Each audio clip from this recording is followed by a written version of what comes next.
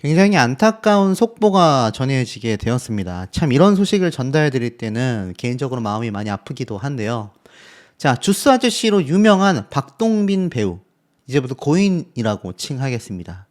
개업을 준비하고 있던 식당에서 이렇게 쓰러진 채 발견이 됐다고 합니다. 향년 56세. 굉장히 젊은 나이죠. 요즘에 뭐 100세 시대를 살아가는 이 시기에 56세라면 너무나 창창한 그런 나이라고 할 수 있겠습니다. 근데 이게 그냥 뭐 모르시는 분들은 이 주스 짤 밈이라고도 하잖아요. 이게 이제 웃길 때 사용되던 이 짤의 주인공이 바로 이 박동빈 배우 고인이라고 보시면 될 것 같습니다. 근데 왜 이게 안타깝냐면 그냥 이제 별세를 하신 게 문제가 아니라 그 내막과 사연이 너무 안타까웠다라는 건데요. 이 별세한 원인까지도 제가 좀 말씀을 드려보겠습니다. 자, 이 박동빈 배우 고인께서 30일 경기 평택경찰서에 따르면 바로 직전 날 오후 4시 25분경 평택시 장안동의 한 상가 식당에서 발견이 됐다고 합니다. 지인이 이 모습을 발견해서 경찰에 신고를 했고 범죄 혐의점, 유서 등은 아직까지 확인되지 않았다고 해요. 이 식당은 고인이 최근 개업을 준비하던 곳이었다라고 합니다. 그러니 식당 개업을 앞둔 사람이 스스로 그렇게 뭔가 문제가 생길 일은 거의 없잖아요. 특히 많은 분들이 고인께서 혹시나 유서가 아직 발견되지 않았을 뿐 안타까운 선택을 한 게 아니냐 이렇게 보시는 분들도 많이 계십니다. 근데 제가 볼 때는 좀 가능성이 낮은 이유를 말씀드려 볼게요. 고인은 1970년생으로 영화 쉬리로 데뷔를 했습니다. 그리고 야인시대, 성균관 스캔들, 뭐 태극기 휘날리며 이름 대면 다 알만한 굵직굵직한 영화와 드라마에 등장을 했어요. 특히 2012년도 드라마 사랑했나봐에서 충격적인 소식을 접하며 주스를 뱉어내는 장면이 화제를 모으기도 했었죠. 근데 이 고인께서 최근 이러한 말을 한 적이 있습니다. 금쪽 상담소에 등장을 해서 내가 아내와 딸을 책임질 수 있을까 굉장히 좀 불안해했었던 모습이 있어요. 늦어진 결혼으로 늦은 나이에 출산을 하기도 했거든요. 근데 이 소식은 아마 많은 분들이 아실 건데 이 뒤에 감춰져 있었던 안타까운 얘기가 더 많았다라는 겁니다. 보니까 아이의 선천성 심장병도 있었고 이게 아내분인 것 같아요. 그래서 두 부부가 등장을 해서 정말 열심히 살았는데 참 안타깝습니다. 동료 배우 이상희 씨거든요. 슬아의 딸 한 명을 뒀는데 51세에 결혼해서 3년 만에 정말 어렵게 딸을 얻게 되었고 54세에 아빠가 된 겁니다. 근데 이 따님이 선천성 심장병을 앓고 있었다라고 해요. 그래서 이 내용을 좀 자세히 보면 심장병 수술을 딸이 3번이나 견뎠는데 이 고인의 가정사가 재조명을 받은 겁니다. 임신 7개월 차에 선천성 심장 복합 기형을 진단받게 된 겁니다. 사실 고인의 이 별세한 현장에서는요, 타살 혐의점은 발견되지 않았다고 해요. 메모와 이런 별세를 하게 된 경위를 확인할 만한 것도 나오지 않았다고 합니다. 참 의아하죠. 그리고 오히려 고인은 데뷔 30주년을 앞두고 최근까지도 활동을 활발하게 해왔었고, 급기야 불과 2년 전 오은영의 금쪽 상담소에 출연을 해서 자신의 딸의 선천성 심장병 사실을 고백해서 응원을 받기도 했습니다. 불과 임신 7개월 차에 딸이 그런 진단을 받으면서 태어난 지 4일 만에 수술대에 오르기도 했는데 이게 아무래도 선천성이다 보니 심장을 이식하지 않거나 단계적 수술을 하지 않으면 이 아이가 세상을 떠날 수도 있는 굉장히 위험한 병이었다라는 거죠. 그래서 단계적 수술을 선택하여 3회차 수술이 끝이 났고 딸이 만 3세쯤 마지막 수술을 한 번 더 받아야 한다라고 했습니다. 특히 아이를 낳아 행복한데 요즘은 숫자를 생각하게 된다. 딸이 중학교를 가게 되면 저는 66세가 된다. 굉장히 걱정을 하는 거죠. 제가 예전에 딸과 함께 어딘가를 갔었는데 누군가가 제 할아버지가 같이 오셨더라 라고 이야기를 하더라. 나중에 딸이 커서 상처를 받을까봐 걱정된다라고 이야기를 하기도 했어요. 정말 안타까운 이야기가 아닐 수 없습니다. 그러니 이런 눈에 넣어도 아프지 않을 딸을 두고 이 고인께서 이상한 선택을 했겠습니까? 저는 그럴 리가 없다라고 생각이 들거든요. 근데 온라인상에서는 별의별 얘기가 다 나오고 있습니다. 그래도 뭔가 힘들게 그런 선택을 한 게 아니냐. 왜냐면 이 식당 오픈을 앞두고 있었는데 그 식당 현장에서 고인이 발견이 됐단 말이에요. 참 이상하다라는 얘기가 많이 나오고 있습니다. 댓글을 보면 이런 말들이 쏟아지고 있어요. 고인의 명복을 빕니다. 딸을 얻은 지 얼마 되지도 않았는데 마음이 너무 아프다. 에휴, 왜 이렇게 됐을까? 갑자기 쓰러졌다면 심근경색, 뇌출혈밖에 없다. 코로나 백신 후유증일 수도 있다. 부검을 해봐야 한다. 이런 얘기도 많이 나오고 있고요. 부검 얘기가 나오고 있습니다. 저는 여기에 좀 더 힘을 싣고 싶습니다. 온라인상에서 어떤 사람들은 이게 아무래도 식당 오픈을 앞두고 잘 안 될까봐 부담감에 그런 선택을 한 거 아니냐라고 하지만 식당을 오픈하고 나서 정말 이 삶이 힘들어졌다면 모를까. 딸을 위해서 누구보다도 열심히 뛰려고 했었던 한 가정의 아버지가 그런 선택하기는 진짜 어렵거든요. 오히려 딸이 아빠가 아닌 할아버지와 함께 다닌다라는 이야기에 굉장히 걱정을 했었던 고인이라면 그런 선택은 더더군다나 저는 말이 안 된다고 생각을 합니다. 그래서 지금 나왔던 심근경색, 코로나 후유증 굉장히 저는 좀 가능성이 높다고 생각을 해요. 요즘에 급작스럽게 갑자기 세상을 떠나시는 분들의 대다수가 코로나 백신 후유증이라고 합니다. 물론 100%라고 제가 말씀드릴 수는 없지만 그렇게 해석되는 경우가 많다고 해요. 아니면 심근경색일 수도 있겠죠. 근데 의아한 건 심근경색이나 뇌출혈이라고 한다면 그의 별세 혐의가 또는 원인이 발견이 되어야 하는데 사실 심장병이나 뇌출혈은 이 고인의 시신을 가져가서 체크해보면 어느 정도 나온단 말이에요. 그게 눈에 보이지 않는다라는 건 제가 볼 땐 코로나 후유증일 수도 있지 않을까 그런 생각을 좀 조심스럽게 해봅니다.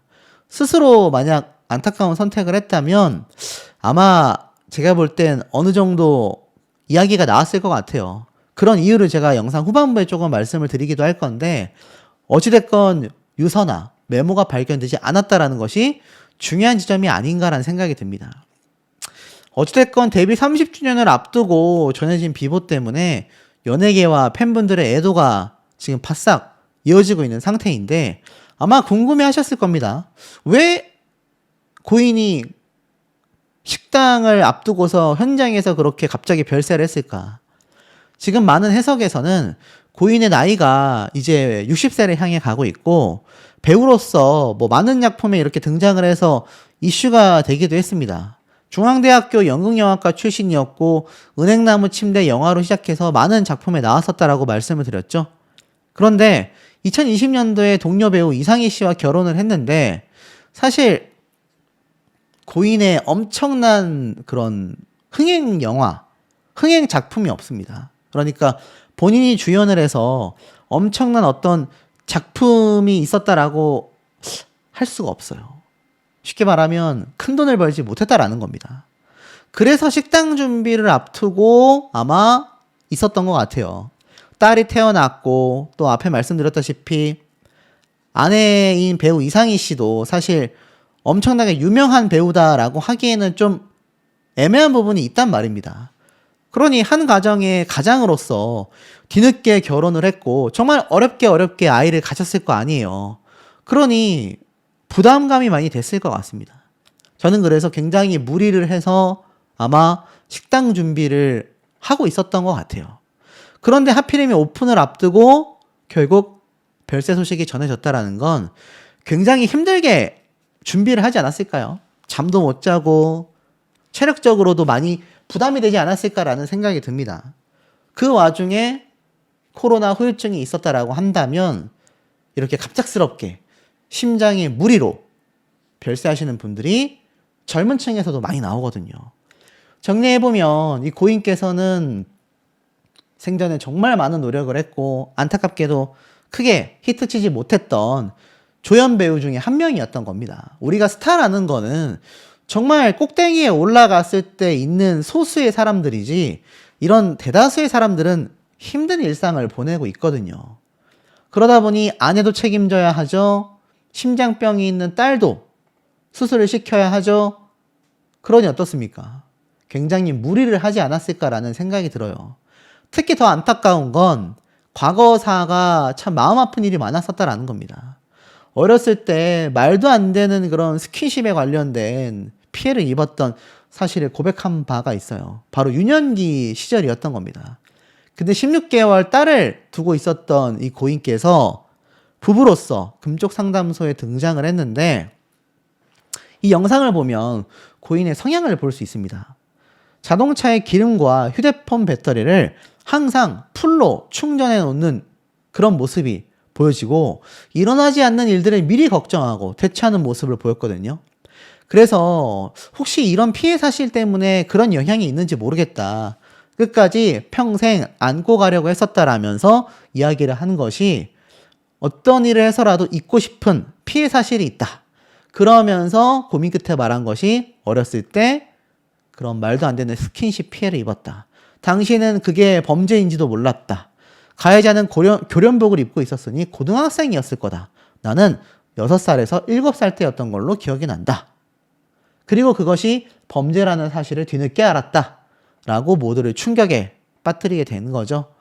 그러면서 가끔 머릿속에 역겨움과 복수심도 떠오르곤 했었다. 굉장히 오래전 얘기지만 지금도 잊혀지지 않는다. 원망 정도가 아니라 과격한 단어를 쓰자면 정말 찾아가서 어떻게 만들고 싶었다. 그 시기에는 상담을 받을 수 있는 정신도 아니었고, 한편으로는 굉장히 창피하기도 했었다. 부모님은 물론 아내에게도 이 사실에 대해 털어놓은 적이 없다. 이야기를 하고 싶긴 했다. 아이가 생기니 내 아이에게도 이런 아픔을 겪게 하면 안 되지 않냐. 잘못된 건 잘못되었다. 지금이라도 이야기를 하고 싶다. 아내 이상희 씨가 100% 시절의 아픔을 공감할 수 없겠지만 너무 이해하지 못했던 부분들이 해결된 것 같아 미안하기도 하다. 혼자 많이 힘들었을 것 같다 라며 남편을 다독이기도 했었던 겁니다. 지금 생각하면 그 피해 사실을 입었던 창고가 너무 생생하게 기억이 난다. 아마 영원히 잊혀지지 않을 것 같다 라고 이야기를 한 겁니다. 그러니까 이런 아픔까지도 가슴에 품은 채 어렵게 결혼을 해서 어렵게 얻은 딸이 심장병까지 생겼으니, 여러분 그 병원비가 얼마나 들 것이고 평생 그걸 케어해줘야 될 거 아니에요. 그러니 지금 배우로서의 자신의 수입이 너무나 부족하다라는 걸 알기 때문에 식당 오픈을 앞두고 있었지 않았을까라는 생각이 듭니다. 그런데 그 과정에서 굉장한 눈에 보이지 않는 무리가 있었지 않았을까. 그러다 보니 이런 상황이 벌어진 것 같아요. 그런데 몇몇 분들이 자꾸 이 고인의 안타까운 선택이 있었던 게 아니냐라고 하시는데, 그런 경우는 전혀 다르다라는 설명을 제가 좀 최근에 있었던 사건을 통해 말씀을 드려보겠습니다.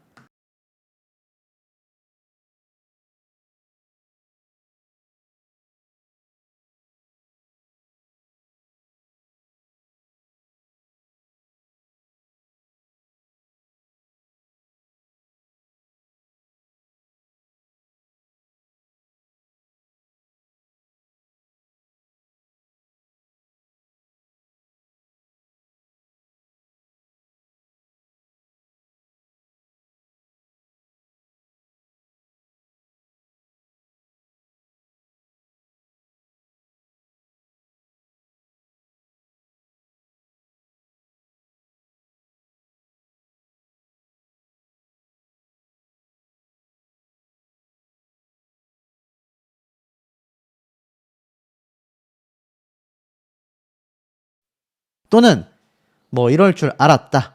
다양한 의견들이 양립하고 있는 현재의 상황이기도 합니다. 자, 이 시점에서 많은 분들이 황당하다 또는 허망하다, 이러한 이야기를 많이 말씀하고 계신 상태이기도 한데요. 삶의 원동력을 잃어버렸다라고 했던 고인의 생전에 가장 큰 충격 중에 하나가 바로 2019년도 지금으로부터 이 페이스북 계정 제가 보여드리고 있습니다. 자, 이게 보면 디지털 크리에이터로 되어 있고요. 한국정치조사협회 협회장을 지내고 있습니다. 그리고 리얼미터 대표이사로 있기도 하고, 연세대학교 대학원에서 신문방송학을 전공하기도 했는데, 알고 보니까 고인의 후배님이었던 거죠. 그래서 이 내용을 좀 살펴보면 제가 미처 전달드리지 못했었던 놀라운 내용들이 좀 숨어 있었습니다. 이 내용을 보면은 저의 장훈고등학교 11년 선배님이신 김진 전 중앙일보 논설위원님의 발인을 마치고 김진 위원님께서 남기신 유서를 유족분들의 동의를 얻어 공개합니다. 이건 제가 말씀드렸던 내용이죠. 김 위원님에 대한 악의적인 가짜뉴스가 인터넷과 유튜브에 유포되고 있고 유서를 공개해달라는 별도의 메모도 남기셔서 공개하는 것이 맞다고 판단하여 이렇게 많은 분들에게 공개하게 되었다라고 이야기를 하고 있죠. 그러면서 자신이 리얼미터를 창업하고 사업을 시작할 때 중앙일보 논설위원으로서 저에게 외부 칼럼 기고도 지면으로 허락하셔서 중앙일간지에 글도 쓰게 하시고 11년 선배님으로서 회사 운영과 관련된 많은 격려를 해주시며 한때는 굉장히 자주 만나 뵙고 여행도 같이 다니던 선배님이셨다고 합니다. 그런데 이 고인이 갑자기 떠나시다 보니 본인으로서는 황망하기 그지없었다라는 거죠. 특히 최근 몇 년 동안 서로 간의 정치적 견해가 많이 달라져서 자주 뵙지 못했는데 그 사이 모시고 사시던 어머님께서도 돌아가셨고 형제자매와 유족분들은 모두 해외로 이민, 유학을 가 계신 상황이라 장례 절차를 유족분들을 대신하여 김 위원님의 친구분과 함께 준비하고 유족분들이 토요일 밤 귀국하셔서 장례를 잘 마쳤습니다 라고 되어져 있습니다. 자, 그러니까 당초 기사에 나와 있었던 아드님의 이름도 공개가 되었고 가족들의 이름이 몇몇 이렇게 장례식장에 함께 공개가 되기도 했었거든요. 그런데 이게 왜 좀 놀랍다라고 제가 말씀을 드리냐면 사실 생전에 이 고인이 굉장히 날선 비판을 하기도 했었고 또 많은 분들에게 상황이 흘러가면서 뭔가 진보 세력을 굉장히 좀 지지하는 발언을 또 했다가 또 다시 또 보수 쪽을 지지했다가 이게 왔다 갔다 했단 말이죠. 그러다 보니 양쪽 모두에게 큰 비판을 받았던 것이 아니냐 제가 이런 말씀을 드린 바 있습니다. 그런데 더 중요한 건 그 와중에 어머님을 여의고 가족들과 다 떨어진 채 혼자서 쓸쓸히 유튜브 방송을 해 나갔었다라는 겁니다. 자, 그러다 보니까 결국 병세가 심해지게 되었다. 그리고 이 지인이었던 이택숙 씨도 정치적 이념이 확 달라지다 보니 어떻습니까? 결국 서로 만나기가 껄끄러웠던 거죠. 본인의 유튜브를 비롯하여 왕성한 활동을 다시 시작하시는 모습에 크게 걱정을 하지 않았는데 후배로서 잘 모시지 못하여 죄송한 마음이 앞선다. 좋은 곳에서 편히 쉬셨으면 좋겠다라고 말을 합니다. 이택숙 씨가 결국 이렇게 장례 절차에 대한 과정을 아는 걸 보면 상당 부분 도와주셨을 것 같아요. 그래서 고인의 이 마지막 장례식을 잘 준비할 수 있었고 유족분들이 귀국을 하셔서 다음날까지 장례와 발인을 마칠 수 있었다. 이렇게 이야기를 하고 있습니다. 그런데도 불구하고 이 유튜브 빨과 나아가서는 이 몇몇 인터넷상의 많은 분들이 이런 이야기를 하세요. 여기 지금 나와 있는 KBS 뉴스에서 올린 기사입니다. 한 기초생활 수급자가 장기기증의 의사를 담은 유서를 남기고 결국 생을 마감했습니다. 68세였어요. 나이도 비슷하죠. 그런데 결국 이 사람이 남긴 장기기증에 대한 의견, 실제로 2005년도 장기기증본부에 장기기증을 등록했고 후원도 해왔는데 자신의 장기기증이 이루어질 수 있도록 유서에 적었기 때문에 이 당시 고려대 해부학교실에 기증될 예정이다라고 나와져 있습니다. 그러니까 사실 굉장히 확인되지 않은 정보가 지금 떠돌고 있는 거죠. 어떤 분들이 그런 큰 그림을 그리시더라고요. 이 고인이 굉장히